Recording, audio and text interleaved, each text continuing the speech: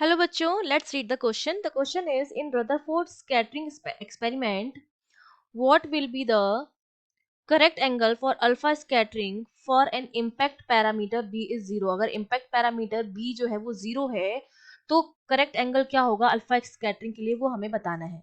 तो देखिए इस क्वेश्चन को सॉल्व करने के लिए हमारा जो की कॉन्सेप्ट रहेगा उसमें सबसे पहले तो आपको पता होना चाहिए अल्फा पार्टिकल स्कैटरिंग के बारे में। इसमें क्या होता है, हम ये मान के चलते हैं कि जो हमारा एटम है उसके सेंटर में होता है न्यूक्लियस जिसमें होता है न्यूट्रॉन और प्रोटॉन। न्यूट्रॉन न्यूट्रल होता है, प्रोटॉन पॉजिट्रॉन होता है, मतलब सारा का सारा मास जो होता है वो सेंटर में कंसंट्रेटेड रहता है और बाकी पार्ट जो होता है वो क्या होता है, हॉलो होता है। एटम का बाकी पार्ट क्या होता है, हॉलो होता है।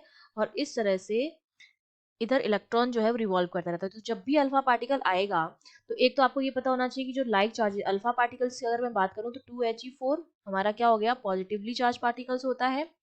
तो लाइक चार्जेस जो होते हैं वो एक दूसरे को रिपेल करते हैं और जो अनलाइक चार्जेस होते हैं वो एक दूसरे को क्या करते हैं, अट्रैक्ट करते हैं।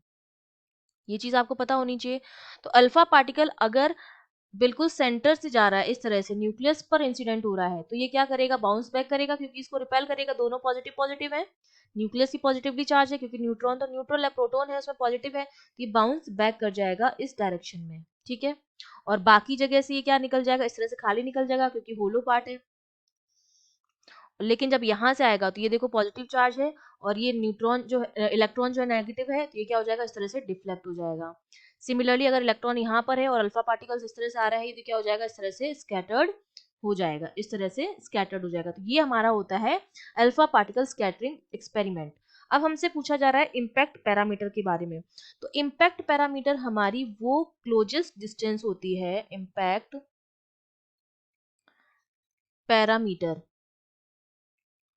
ये हमारी डिस्टेंस होती है between the path of alpha particle, जो अल्फा पार्टिकल का जो पाथ है, and the field of object place in the centre. Centre में जो ऑब्जेक्ट है, object placed in the centre. तो अगर मैं डायग्राम के थ्रू बताना चाहूँ तो देखो ये मेरा सेंटर में ऑब्जेक्ट प्लेस है, इस तरह से अल्फा पार्टिकल जा रहा होगा और ये इस तरह से क्या हो गया, स्कैटर्ड हो गया। तो ये जो डिस्टेंस है यहाँ से यहाँ तक की वो हमारा क्या हो जाएगा, इम्पैक्ट पैरामीटर हो जाएगा। और इम्पैक्ट पैरामीटर में और स्कैटरिंग एंगल में जो रिलेशन होता है हमारा, वो होता है कि जो इम्पैक्ट पैरामीटर बी होता है that is proportional to the cot theta by 2, जहां पर थीटा जो है आपका वो क्या है, स्कैटरिंग एंगल है। अब हमसे कहा जा रहा है कि जो इम्पैक्ट पैरामीटर है वो क्या है, 0 है।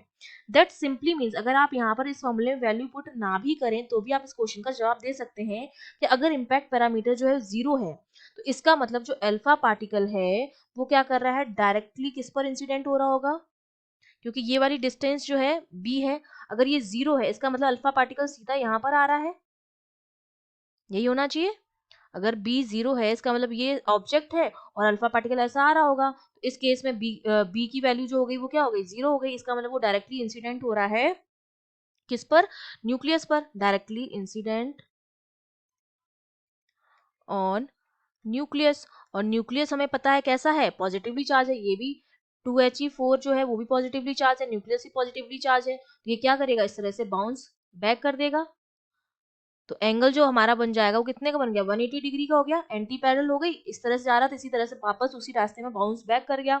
इसका मतलब स्कैटरिंग एंगल जो हो गया 180 डिग्री हो गया। अब अगर मैं यहाँ पे बी की वैल्यू 0 रख दूँ तो कॉट थीटा बाई 2 कितना आ गया, 0। तो थीटा की वैल्यू यहाँ से कितनी आ गई, 180 डिग्री आ गई। यहाँ से भी हम आंसर निकाल सकते हैं और यहाँ से भी हम आंसर निकाल सकते हैं। तो हमारा थीटा जो हो गया वो कितना हो गया, 180 डिग्री हो गया है। That means D option is correct. I hope you understood well, all the best.